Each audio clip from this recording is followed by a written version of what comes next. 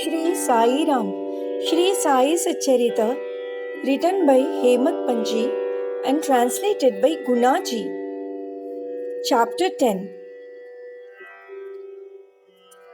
Remember him, that is Sai Baba, always with love, for he was engrossed in doing good to all and always abided in his self. To remember him only is to solve the riddle of life and death. This is the best and easiest of sadhanas, as it involves no expenditure. A little exertion here brings great rewards. So, as long as our senses are sound, we should, minute by minute, practice this sadhana. All other gods are illusionary. Guru is the only God.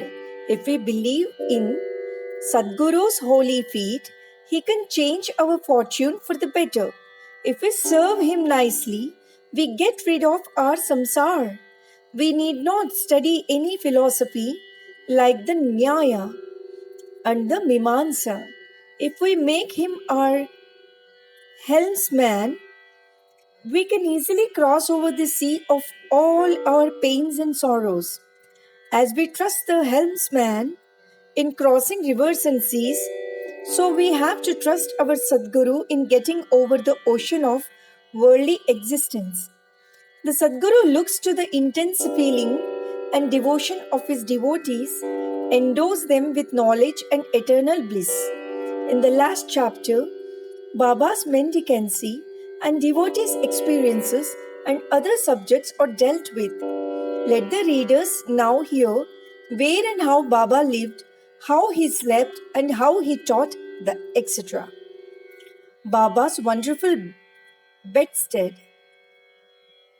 Let us first see where and how Baba slept.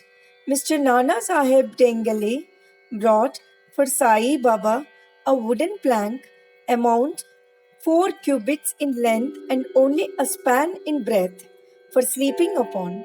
Instead of keeping the plank on the floor and then sleeping on it, Baba tied it like a swing to the rafters of the masjid with old shreds or rags and commenced to sleep upon it.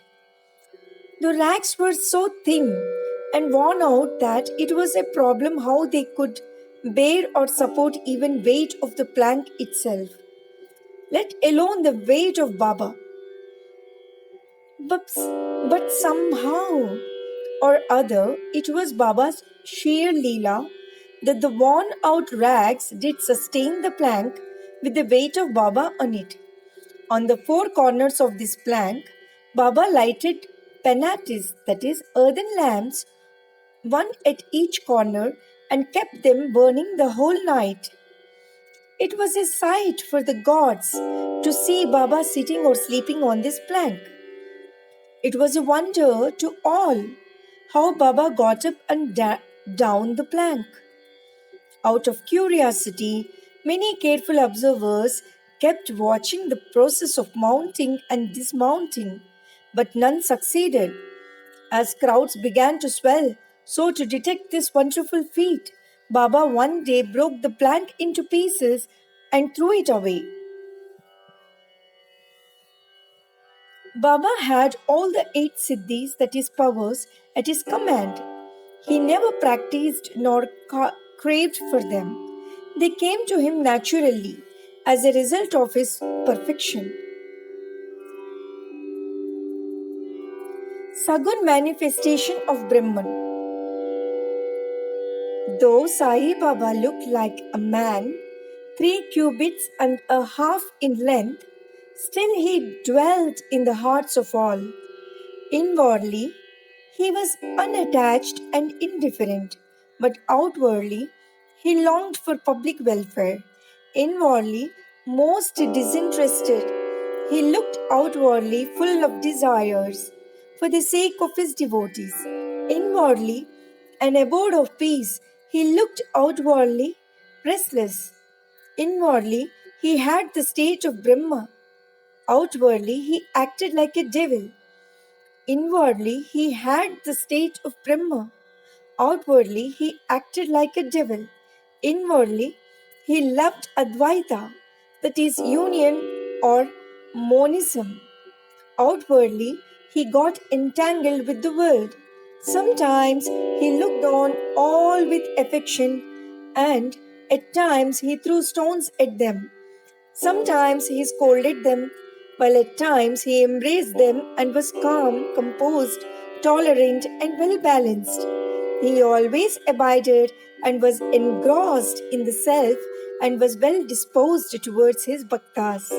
He always sat on one asan and never travelled. His band was a small stick, which he always carried in his hand. He was calm, being thought free. He never cared for wealth and fame and lived on begging. Such a life he led. He always uttered Allah Malik, that is, God, the real owner. Entire and unbroken was his love for the bhaktas. He was the mind or storehouse for self knowledge and full of divine bliss. Such was the divine form of Sai Baba, boundless, endless, and undifferentiated. One principle which envelopes the whole universe, that is, from a stone pillar to Brahma, incarnated in Sai Baba. The really meritorious and fortunate people got this treasure trove in their hands, while those people who, not knowing the real worth of Sai Baba, took or take him to be a man, a mere human being, were and are indeed miserable. His stay in Shirdi and probable birth date. None knew or knows the parents and exact birth date of Sai Baba, but it can be approximately determined by his stay in Shirdi. Baba first came to Shirdi when he was a young lad of 16 and stayed there for 3 years.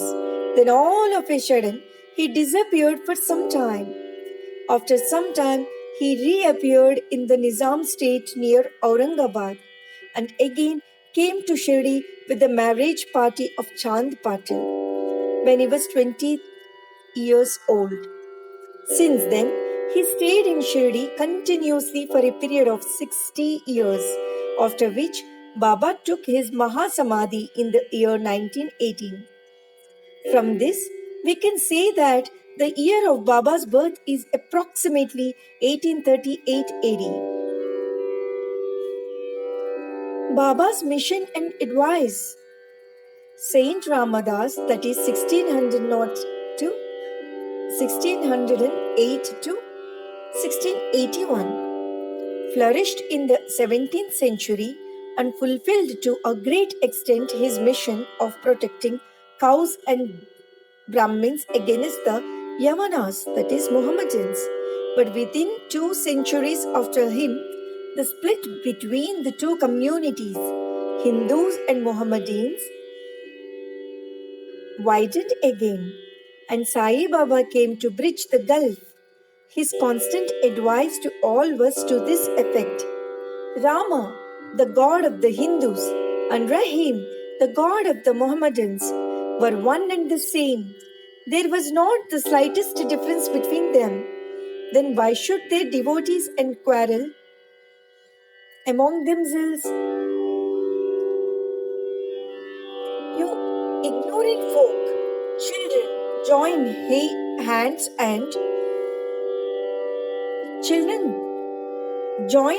and bring both the communities together. Act sanely, and thus you will gain your object of national unity. It is not good to dispute and argue. So don't argue. Don't emulate others. Always consider your interest and welfare. The Lord will protect you. Yoga, sacrifice, penance, and knowledge are the means to attain God. If you do not succeed in this by any means, vain is your birth. If anyone does any evil unto you, do not retaliate. If you can do anything, do some good unto other. This, in short, was Sai Baba's advice to all, and this will stand in good stead both in material and spiritual matters. Sai Baba as Sadguru. There are gurus and gurus. There are many so-called gurus who go about from house to house with cymbals and veena in their hands and make a show of their spirituality. They blow mantras into the ears of their disciples and extract money from them. They profess to teach piety and religion to their disciples, but are themselves impious and irreligious. Sai Baba never thought of making the least show of his worth, that is piety. Body consciousness he had none, but he had great love for the disciples. There are two kinds of gurus, that is one, niyat, that is appointed or fixed, and two, aniyat, that is unappointed or general. The latter, by their advice, develop the good qualities in us, purify our hearts, and set us on the path of salvation. But contact with the former dispels our quality, that is, sense of difference, and establishes us in unity by making us realize, thou art that. There are various gurus imparting to us various kinds of worldly knowledge, but he who fixes us in our nature or self and carries us beyond the ocean of worldly existence is the Sadguru. Sai Baba was such a Sadguru. His greatness is undescribable. If anybody went to take his darshana, he, without being asked, would give every detail of his past, present, and future life. He saw divinity in all beings. Friends and foes were alike to him, disinterested and equal balanced. He obliged the evil doers. He was the same in prosperity and adversity. No doubt ever touched him. No doubt ever touched him. Though he possessed the human body, he was not in the least attached to his body or house. Though he looked embodied, he was really disembodied, that is, free in this every life. Blessed are the people of Shirdi who worshipped Sai as their God. While eating, drinking, working in their backyards and fields and doing various household works, they always remembered Sai and sang his glory. They knew no other God except Sai. What to speak of the love, the sweetness of the love of the women of Shirdi? They were quite ignorant, but their pure love inspired them to compose poems or songs in their simple rural language. Letters or learning they had none. Still, one can discern real poetry in their simple songs. It is not intelligence, but love that inspires real poetry as such. Real poetry is the manifestation of true love, and this can be seen and appreciated by intelligent listeners. Collection of these folk songs is desirable, and Baba willing, some fortunate devotee may undertake the task of collecting and publishing these folk songs either in the Sai Leela magazine or separately in a book form.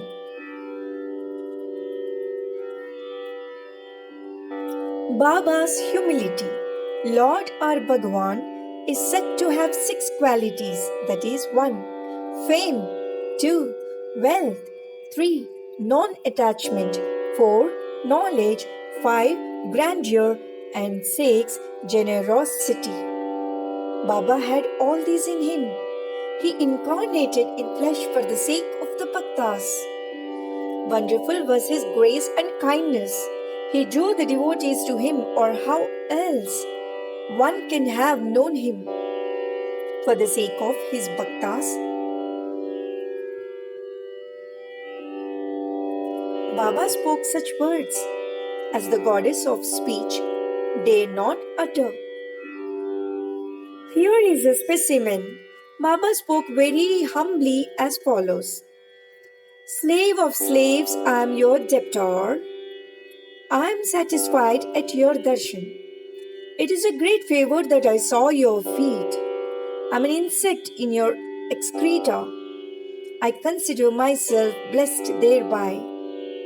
What humility is this? If anybody would think that by publishing this, any disrespect is shown to Sai, we beg his pardon, and to atone for this, we sing and repeat Baba's name.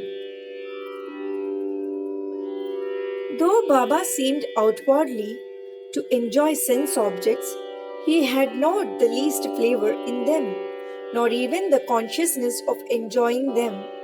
Though he ate, he had no taste, and though he saw, he never felt any interest in what he saw. Regarding passion, he was as perfect a celibate as Hanuman. He was not attached to anything. He was pure consciousness, the resting place of desire, anger, and other feelings. In short, he was disinterested, free, and perfect. A striking instance may be cited in illustration of this statement. Nanavali. There was in Shirdi a very quaint and queer fellow by name Nanavali. He looked to Baba's work and affairs. He once approached Baba, who was seated on his gadi, that is seat, and asked him to get up, as he wanted to occupy the same. Baba at once got up and left the seat which he occupied. After sitting there a while, Nanavali got up and asked Baba to take his seat. Then Baba sat on the seat, and Nanavali fell at his feet and then went away. Baba did not show the slightest displeasure in being dictated to and ousted. This Nanavali loved Baba so much that he breathed his last on the 13th day of Baba's taking Mahasamadhi. The easiest path. Hearing the stories of the saints and being in their company. Though Sai Baba acted outwardly like an ordinary man, his actions showed extraordinary intelligence and skill. Whatever he did was done for the good of his devotees. He never prescribed any asana, regulation of breathing, or any rites to his bhaktas, nor did he blow any mantra into their ears. He told them to leave off all cleverness and always remember Sai Sai. If you did that, he said, all your shackles would be removed and you would be free. Sitting between 5 fires, sacrifices, chantings, eightfold yoga are possible for the Brahmins only. They are of no use to the other classes. The function of the mind is to think. It cannot remain for a minute without thinking. If you give it a sense object, it will think about it. If you give it to a guru, it will think about guru. You have heard most attentively the greatness, grandeur of Sai. This is the natural remembrance, worship, and kirtan of Sai. Hearing the stories of the saints is not so difficult as the other sadhanas mentioned above. They, that is the stories, remove all fear of this samsara, that is worldly existence, and take you on to the spiritual path. So listen to these stories, meditate on them, and assimilate them. If this is done, not only the Brahmins, but women and lower classes will get pure and holy. You may do or attend to your worldly duties, but give your mind to Sai and his stories, and then he is sure to bless you. This is the easiest path, but why do not all take to it? The reason is that without God's grace, we do not get the desire to listen to the stories of saints. With God's grace, everything is smooth and easy. Hearing the stories of the saints is, in a way, keeping their company. The importance of the company of saints is very great. It removes our body consciousness and egoism, destroys completely the chain of our birth and death, cuts asunder all the knots of the heart, and takes us to God, who is pure consciousness. It certainly increases our non attachment to sense objects and makes us quiet in. We conclude this chapter with meditation on Sai's form. He, the beautiful and handsome Sai, standing on the edge of the masjid and distributing udi to each and every bhakta with a view to his welfare. He who thinks the world as naught and who is ever engrossed in supreme bliss, before him we humbly prostrate ourselves. Go to Sri Sai, peace be to all. Om Sri Sai Ram.